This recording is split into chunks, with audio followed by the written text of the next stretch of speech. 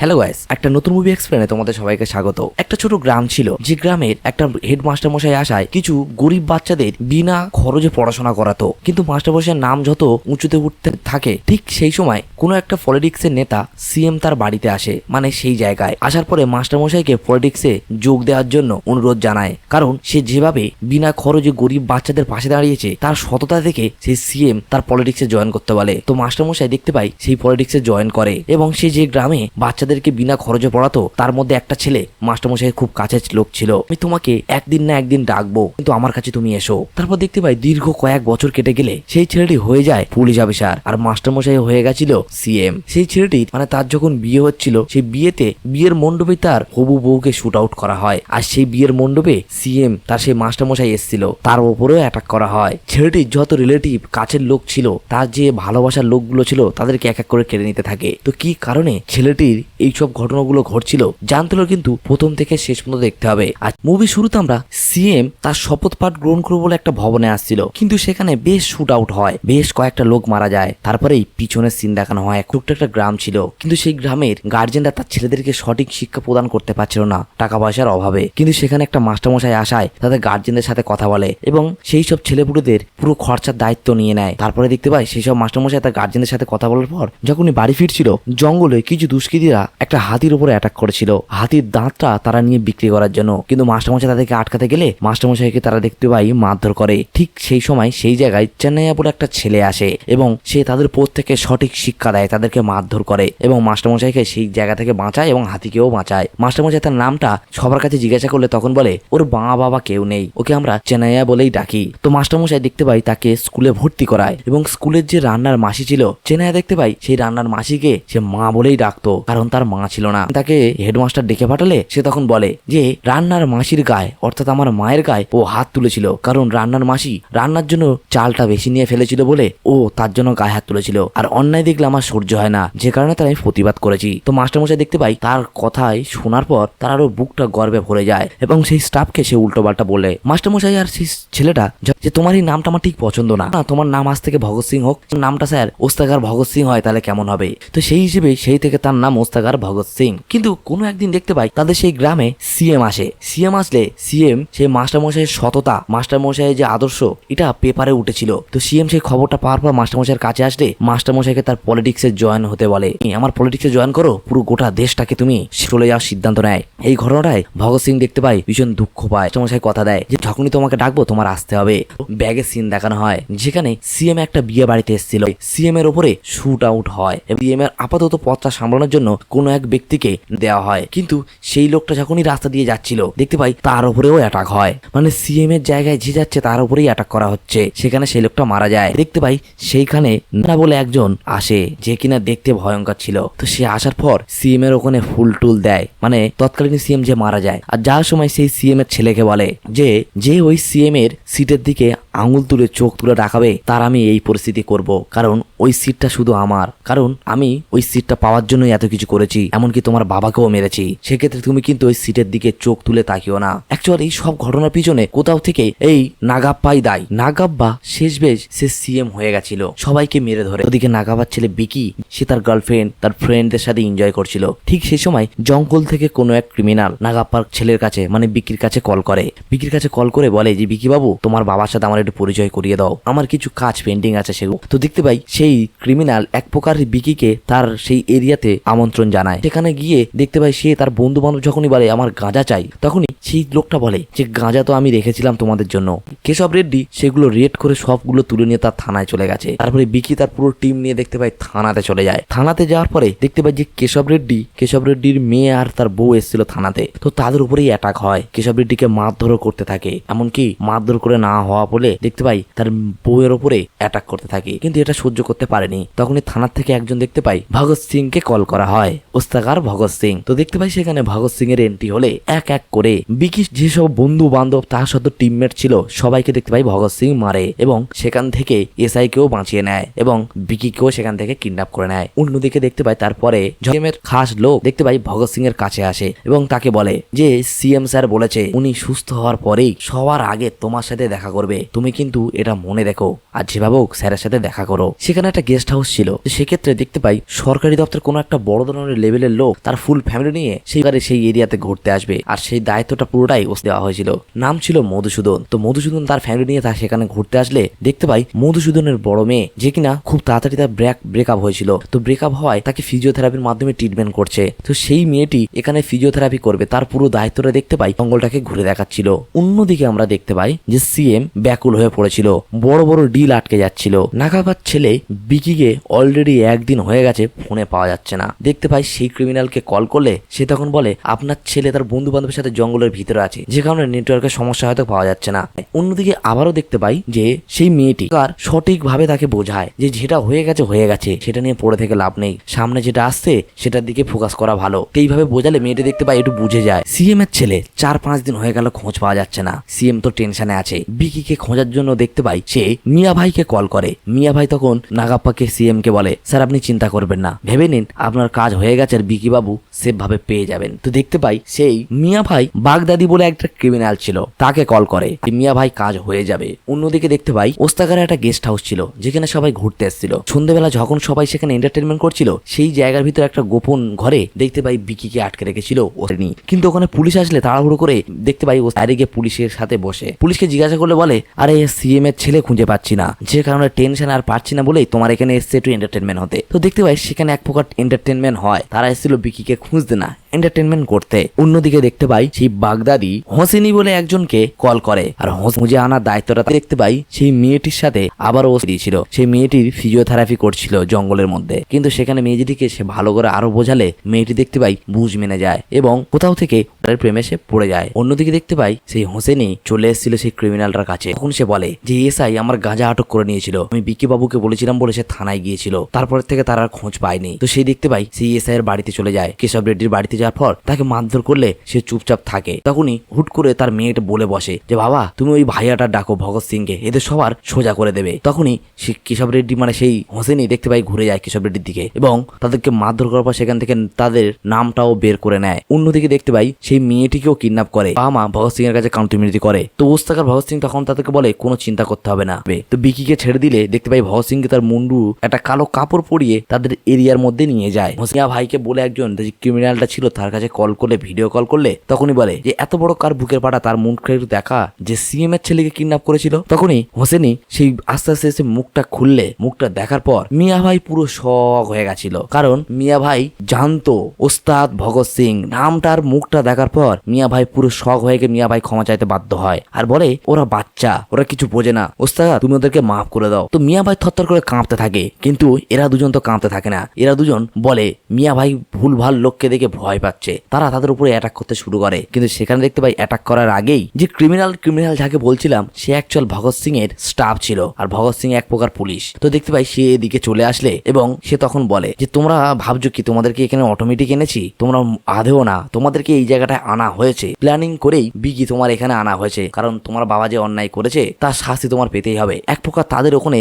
বেশ লড়াই হয় এবং সবাইকে মারার পর দেখতে পাই বিকিকে আর সেই হোসেনিকে দুজনেকে গাড়িতে করে ওস্তাগার বেঁধে তার একটা রুমে নিয়ে চলে যায়। আর অন্য অফিসার সে তাকে নিয়ে চলে আসে আর একটা জায়গায়। তারপরেই দুজন দুদিকে কোশ্চেন করে যে আমাদের কি কারণে আনা হয়েছে, আর ওদিকে মেয়েটি বলে যে ভগৎ সিং কি কারণে ওর উপরে অ্যাটাক হচ্ছে। পুলিশ অফিসার কারণটা বলা শুরু করে। আর একদিন রথযাত্রা হচ্ছিল, আর ওই রথযাত্রাতে কিছু গুন্ডা দেখতে পাই সেই জায়গাটা সামিল হয় এবং এক এক করে পুরোহিতদের উপরে অ্যাটাক করতে থাকে, এমনকি তাদের অত্যাধিক হারে মারধর করতে থাকে। ঠিক সেই সময় তাদের বাঁচানোর জন্য সেই জায়গাটায় ভগৎ সিং এসেছিল। তখন ভগৎ সিং এসিপি ভগৎ সিং এসেছিল। তো আসার পরে দেখতে পাই সেই সব গুন্ডাগুলোকে এক এক করে মারে এবং তাদেরকে সঠিক শিক্ষা দেয়, কারণ তারা পণ্ডিতদের উপরে গায়ে হাত তুলেছিল। এবং রথযাত্রাটা তারা কন্টিনিউ করতে বলে দেয় সে, এবং তাদেরকে সবাইকে মারা ধরার পর তাদের কাছে নাম জানতে চাইলে কি কারণে এটা তোরা করলি আর কে তোদের পাঠিয়েছে, তখনই বলে যে নাগাপ্পা আমাদের পাঠিয়েছে, কারণ নাগাপ্পার ছেলের এমএলএ এর টিকিট পায়নি বলে নাগাপ্পা ঝামেলা করার জন্য আমাদেরকে পাঠিয়েছে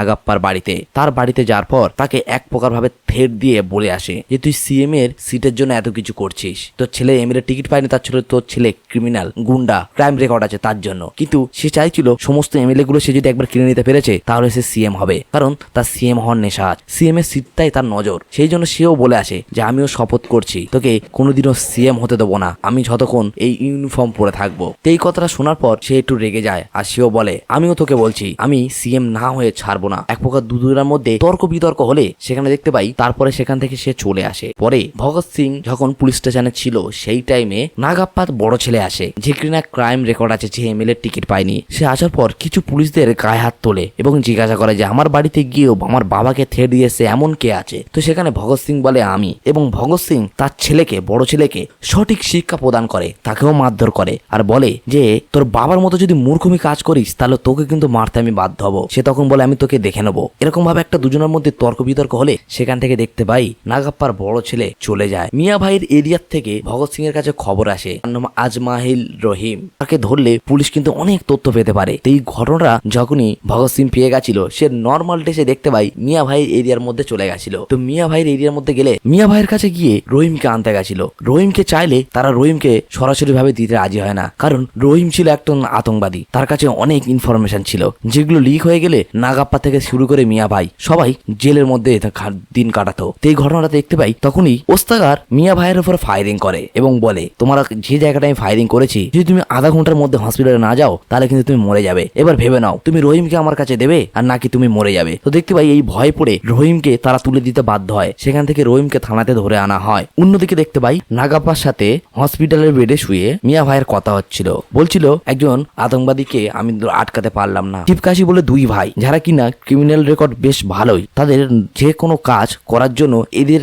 সহায়তায় নেয় নাগাপ্পা। সেক্ষেত্রে আমরা যদি এদেরকে ধরতে পেরেছি তাহলে হয়তো অনেক ইনফরমেশন আরো পেতে পারি আর কাজটাও সহজ হতে পারে। ওস্তাগার শিবকাশিকে ধরার জন্য বলে দেয়। এবং অন্যদিকে দেখতে পাই পল্লবী আর লীলা দুই বান্ধবী একটা গার্লস হোস্টেলে থাকতো। পল্লবী আর লীলা দুজনাই কাজ করতো। লীলা কাজ করতো একটা রেডিও স্টেশনে। তো সেখানে দেখতে পাই তারা দুই বান্ধবী গল্প করছিল। ঠিক তখনই লীলার অফিসে যাওয়ার টাইম হয়ে যায় আর পল্লবী বলে আজকের আমার ওয়ার্ক ফ্রম হোম আছে, তুই যা, সাবধানে যাস। অন্যদিকে দেখতে পাই শিবকাশি দুই ভাইয়ের মধ্যে একটা ভাই মার্কেটে এসেছিল, সেখানে পুলিশ তাকে ঘেরাও করলে ফায়ারিং হলে দেখতে পাই সে সেখান থেকে পালিয়ে দৌড়ে একটা সেই গার্ল হোস্টেলের মধ্যে চলে আসে। সেখানে আসলে পুলিশ সেই এরিয়াটা পুরো ঘেরাও করে সেই হোস্টেলটা এবং ওস্তাগার সেই জায়গাটায় আসে। ওস্তাগার এক এক করে সব রুমে গিয়ে সবাইকে নক করে বলে দিচ্ছে যে এই জায়গাটায় একটা আতঙ্কবাদী একটা ক্রিমিনাল ঢুকেছে, তোমরা যদি কেউ দেখো অবশ্যই আমাকে ইনফর্ম করো। উনি লীলাদের ঘরে গিয়ে বলেছিল, লীলা তাকে দেখে একটু হার্টবিট বেড়ে যায় এবং মাথাটা হ্যাঁ নাড়ায়, কিন্তু পিছন ঘুরে লীলা দেখে তার পল্লবী বন্ধুর উপরে ছুরিটা ধরেছে। সে চিল্লে ওঠে। পুলিশটা আবারও ব্যাকে আসে, নাম্বারটা নোট করে নাও, প্রবলেম হলে অবশ্যই আমাকে নক করবে। আর লীলা এতটাই চালাক ছিল তার নাম্বারটা নোট করে সঙ্গে সঙ্গে এসএমএস করে বলে দেয় ক্রিমিনালটা এখানটায় আছে।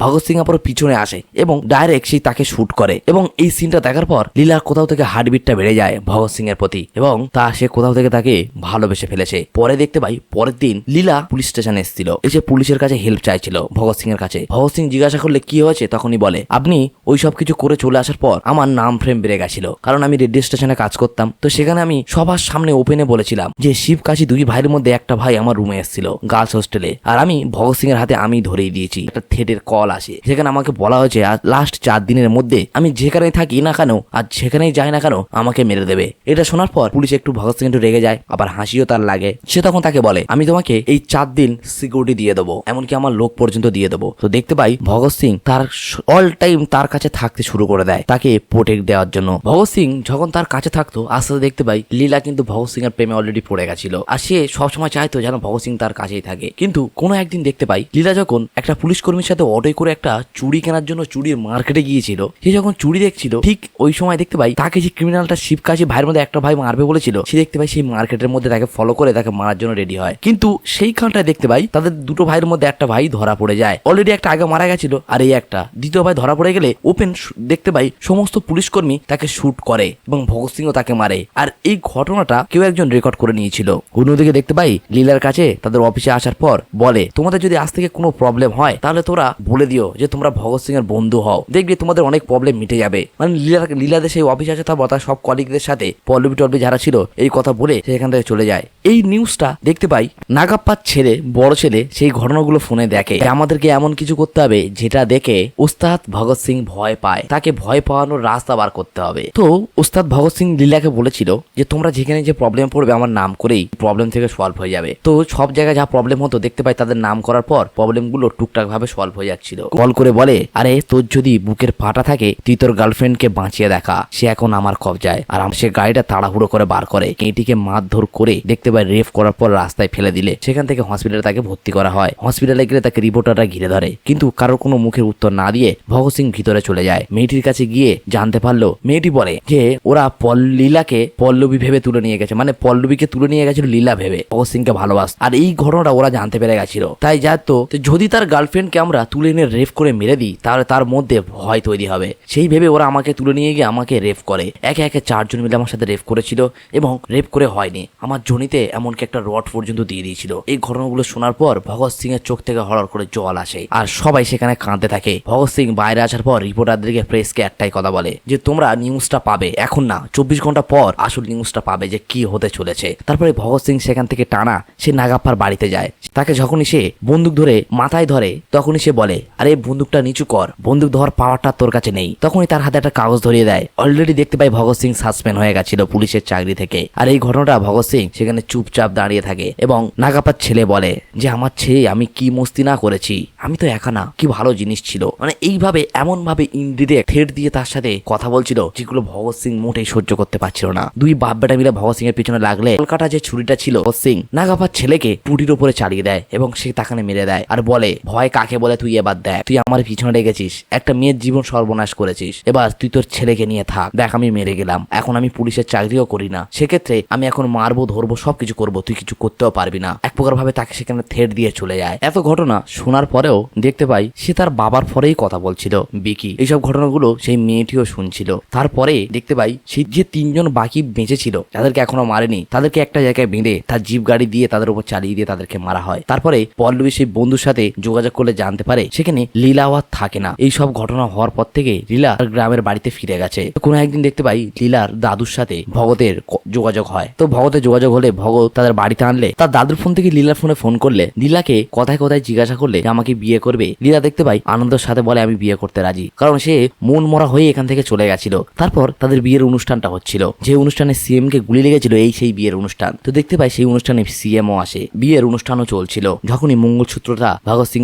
লীলাকে পড়াতে যাবে ঠিক সেই সময় লীলার কপালে কেউ একজন শুট করে। তারপরে সেখানে সিএম এর উপরেও শুট হয়। তো দেখতে পাই ভগৎ সিং বাদে বাকি সবাইকে সেখানে মেরে ফেলা হয়েছিল। ভগৎ সিং ভীষণ টেনশনের মধ্যে রাগের মধ্যে কেঁদে কাঁদছিল সেই জায়গার পাশে। আর নাগাপ্পা আসার পর ভগৎ সিংকে বলে, এই দুনিয়াতে তোর যত আপনজন আছে কাউকে তোর কাছে আমি থাকতে দেবো না, কারণ তুই আমার ছেলেকে কেড়ে নিয়েছিস, সেই ক্ষেত্রে আমি তোর সব আপনজনকে মেরে দেবো। আর সে এটাও বলে যায় যে আমার সাম্রাজ্য সামলানোর জন্য আমার ছোট ছেলে ইউএসএ আছে, তাকে আমি সেখান থেকে নিয়ে আসছি, ওই আমার সাম্রাজ্যটা সামলাবে। বিকির কথা বলা হয়েছে। এই কথাটা বলে সে সেখান থেকে চলে যায়। আর যাওয়ার আগে সেখানে দেখতে পাই ওস্তাদ একটা কথা বলে যে আমাকে মারিসনি, এটাই তোর কপালে শনি রেখে আনবে। আপা সেখান থেকে দেখতে পাই নাগাপ্পা চলেও যায়। এই সব ঘটনাগুলো কিকে আর তার সাথে হোসেনিকে শোনাচ্ছিল। তারা শোনার পর একটাই কথা বলে, আমার বাবা সেদিনকে ভুল করেছিল, তোমাকে মেরে দিতে তাহলে ভালো হতো। মানে আমি এই জায়গার লোকেশনটা মিয়া ভাইকে পাঠিয়ে দিয়েছি, সেই জায়গাটা মিয়া ভাই আসেনি, সেই জায়গাটা এসেছিল বাগদাদি। সেই জায়গাটায় চলে আসার পর দেখতে পাই পুরো ওস্তাকারকে কবজা করে নেয়। আর বাগদাদি আসার পর বলে আমার কাছে তুই এদিকে কবজায় আছিস, আর অন্যদিকে তো সেই মাস্টারমশাই সুস্থ হয়ে আসার পর সিএম এর পদ পুনরায় নেওয়ার জন্য শপথ পাঠ করতে যাচ্ছে, আর সেখানে আমার লোক ফিট আছে। তো ল্যাপটপের মাধ্যমে দেখতে পাই সেখানে এক এক করে ফোন করে বললে ওই সিএম এর মানে মাস্টারমশাই সিএম এর যত লোক আছে ক্যান্ডিডেট আছে তাদের এক এক করে দেখতে পাই শুট করা হচ্ছে, যেটা মুস্তাকারের উপরে সেই হোসেনি আর বিকি দুজনে মিলেই বন্দুক ধরে। তারপরে সিনটা দেখানো হয় যে সিএম সঠিকভাবেই শপথ পাঠ করেছে। আসলো সিএম তখন জিজ্ঞাসা করছে যে তুমি তো আমাকে বললে না যে নাগাপ্পাকে কি করেছিলে, নাগাপ্পার কি শাস্তি দিয়েছিলে। অ্যাটাক করে, কারণ ওখানে হোসেনে ছিল একজন আইপিএস পুলিশ অফিসার যে কিনা ওস্তাকারকে তার গুরু মেনে তার সাথে কাজ করার সুযোগ পেয়ে তার সাথে কাজটা করেছিল, আর এতদিন সে একজন আতঙ্কবাদীর পরিচয়ের মধ্যে ছিল। তো এই ঘটনাগুলো দেখার পর সে তো শক হয়ে যায়। বাগদাদির উপরে অ্যাটাক এবং বাগদাদিকে তার ওয়াইফকে মারার কারণেও দেখতে পাই তাকেও মেরে দেয়। এখানে সবাইকে মেরে দিয়েছিল। মেরে দেওয়ার পরে এখান থেকে ওস্তাকার চলে গেছিল সেই নাগাপ্পার বাড়িতে। তার কাছে গিয়ে বলে তোর 2টো ছেলে মেরে দিয়েছি, তোর বন্ধু বান্ধব সবাইকে মেরে দিয়েছি, আর এখন তোর কাছে মরা ছাড়া কোনো রাস্তা নেই, আর আমার কাছে এমন এমন কিছু রিপোর্ট আছে যেগুলো দিলে তুই জেলেই মরে যাবি। তাকে একটা পয়জন দিয়ে আসে, একটা পয়জন দিলে সে সেটা খেয়ে সে হার্ট অ্যাটাক করে দেখতে পাই নাগাপ্পা সে তার বাড়িতেই মারা যায়। এই ঘটনাগুলো সিএম সব শুনে সেই জঙ্গলে সেই ছোট্ট গ্রামে ফিরে যাব এটা ওস্তাকার বললে, তখনই ওস্তাকারকে সিএম আবারও বলে মনে আছে ছোটবেলায় তোমাকে কি বলেছিলাম, যখনই আমার প্রয়োজন পড়বে তোমাকে আমি তোমাকে ডাকবো, তুমি চলে আসবে, তুমি আমাকে কথা দাও। কারণ মাস্টারমশাই জানতো ইন ফিউচারে তাকে সিএম এর পদ দিয়ে দেওয়া হবে, কারণ মাস্টারমশাই যেমন সৎ ছিল এখানে ওস্তাকারও সেই সৎ লোক আর সে মাস্টারমশাইকে কথা দিতে বাধ্য হয়। এইভাবেই এখানে এই মুভিটি শেষ হয়।